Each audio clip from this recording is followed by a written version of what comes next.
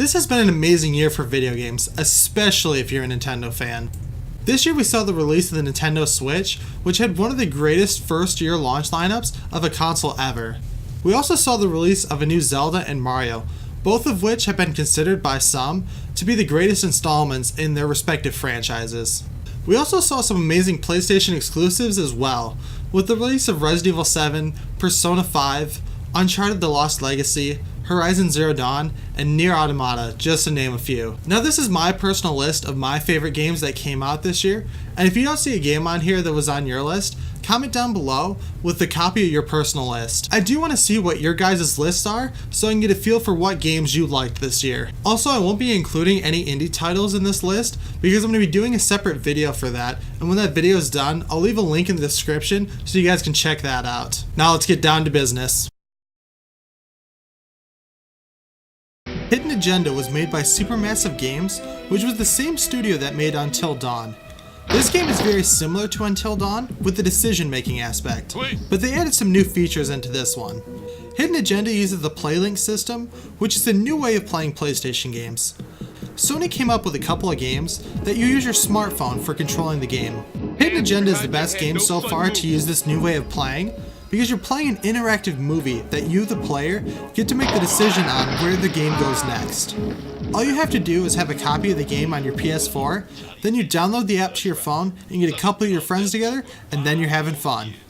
I had a blast playing this with my friends, and you can usually get through the game in one sitting because it's only about 2.5 hours long. It's a great $20 game to play with your friends that I didn't hear many people talking about upon its release, and that's why I wanted to include it on this list. Uncharted: The Lost Legacy was a standalone expansion of the Uncharted 4 universe. You play as Chloe, and you are tracking down a treasure in India that her father had been searching for his whole life. Chloe enlists the service of Nadine to help her, and now you have a duo just like Nate and Sam from all the other Uncharted games. The thing I really liked about this game was the banter between Nadine and Chloe. Chloe is a smartass just like Nate, but I just like her commentary better for some reason. If the Uncharted series switched the focus to Chloe in the future games, then I would totally be okay with that. Naughty Dog showed that they can make an amazing Uncharted game without having Nathan Drake as the main character. Also, this game is absolutely gorgeous, just like every other Uncharted game. I really enjoyed this game, but it had all the same mechanics as Uncharted 4, and that is the reason why it is so low on my list. Metroid: Samus Returns was an amazing surprise to get at this year's E3. We finally got a new 2D Metroid game, and a confirmation that a new Metroid Prime game was in development for the Switch. Even though I didn't like this Metroid as much as the previous 2D Metroids, that didn't prevent me from really enjoying this game and giving it a spot on this list. It did introduce some new mechanics, but I feel that it should have been a Switch title instead of a 3DS title. If you guys want to hear me talk a little bit more in depth on this game, I did a review of it when it came out, and I will annotate the link for that review at the end of this video. Mario plus Rabbids Kingdom Battle is something that no one could have predicted in the video game community. I didn't know how to feel about this game before I played it, so I gave it a fair chance and I ended up loving the game.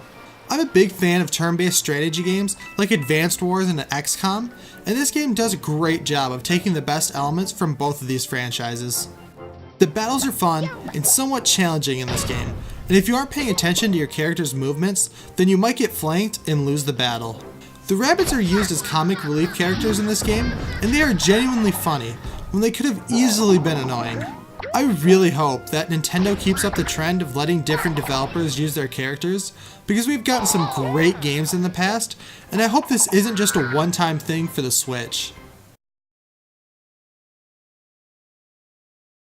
Bright colors and a new way of looking at online shooters is what Splatoon 2 brings to the table. I'm really glad Nintendo stuck with this IP, because the original one on the Wii U was probably my favorite game on that console. Splatoon 2 is basically a revamped version of the first one, with new maps and guns to use. It even has a new mode to play. The reason I love the Splatoon series so much is because it fixes the issue I have with online shooters, which is killing the enemy. I'm really not that good at shooters, but Splatoon isn't about killing the enemy, it's about inking your color on the most turf. I now don't have to focus on looking for the enemy, I can just focus on covering as much surface area in my ink as possible. There are also plenty of weapons to choose from in Splatoon 2. You can choose from a giant paint roller, which was my favorite weapon in the original Splatoon, or you can choose from a regular spray gun and everything in between. I just love that this was a very original idea from Nintendo, and I always find myself having fun whenever I go back and play it. As a matter of fact, it was my second most played game on my Nintendo Switch this year.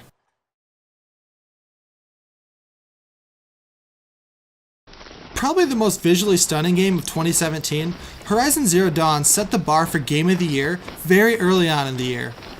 Coming out just 3 days before Breath of the Wild, Horizon had a very tough journey ahead, but that didn't stop it from being one of my favorite games this year. Horizon Zero Dawn is a brand new IP from Guerrilla Games, who are the creators of the Killzone franchise, so we knew right off the bat that this game was going to be absolutely gorgeous. This game has a female protagonist named Aloy, who is one of the best female leads in a video game to date because they don't try to over-sexualize her. Too many games try to add too much fan service, and I'm glad that Horizon came around and showed them that they don't have to over-sexualize everything. Anyway, what really sets this game apart from everything else is the fact that you are fighting in a world overrun by robotic creatures. These creatures were what really made the game something that stands out from the rest of the games released this year. These creatures are smart and dangerous, and if you are careless, you can be taken down by just one of them.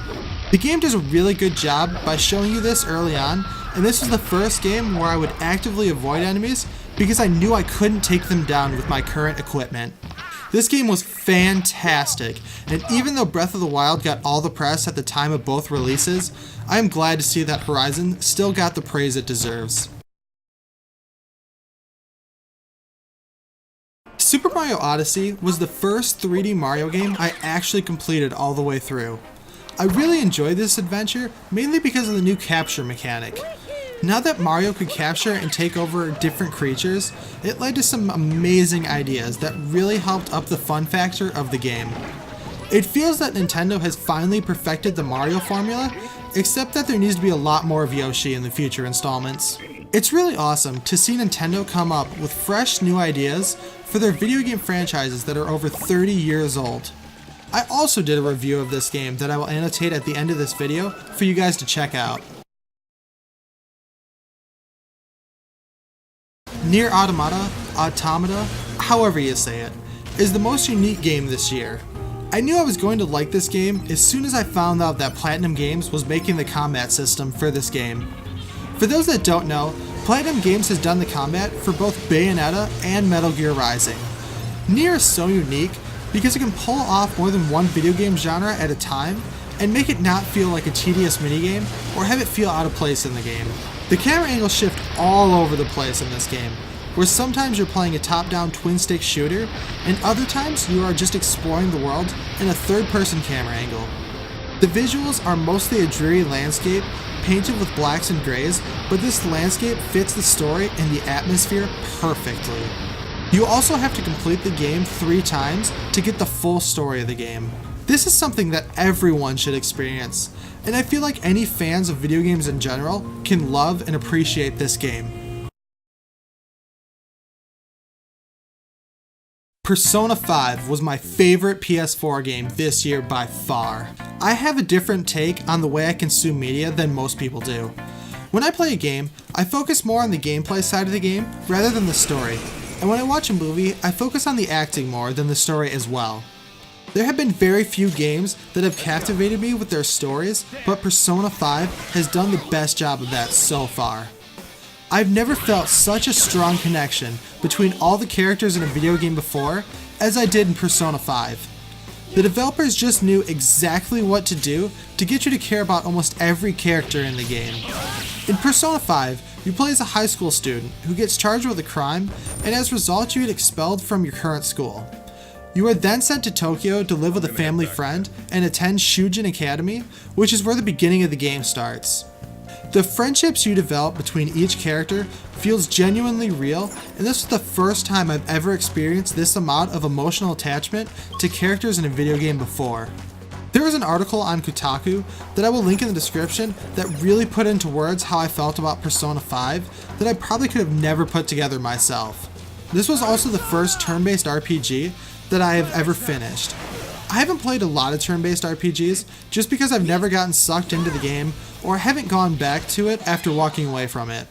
It took me over 100 hours stretched across 3 months to finally complete this game, and I am so glad I went back to finish it. Even if you don't like turn-based RPGs, there are different aspects to this game that can keep anyone captivated by its gameplay and also its amazing story. Please give this game a try because this was my first Persona game I have played, and I am extremely glad I went back and finished this game. Wow, who could have guessed a Nintendo fan put Breath of the Wild as their #1 game of 2017? I've seen Breath of the Wild sweep multiple Game of the Year awards already, but I do believe that it was earned. This Zelda game gets picked apart for all of its minor flaws, like not having traditional dungeons and being a little lacking in the story department, but that's not what Nintendo was trying to reinvent. The main reason why everyone praises this game is because of the amount of changes to the inner workings of the Zelda universe. The changes to the weapons you get, the amount of different articles of clothing you need, adding in cooking, the paraglider, and climbing are the biggest changes we have seen in this Zelda game.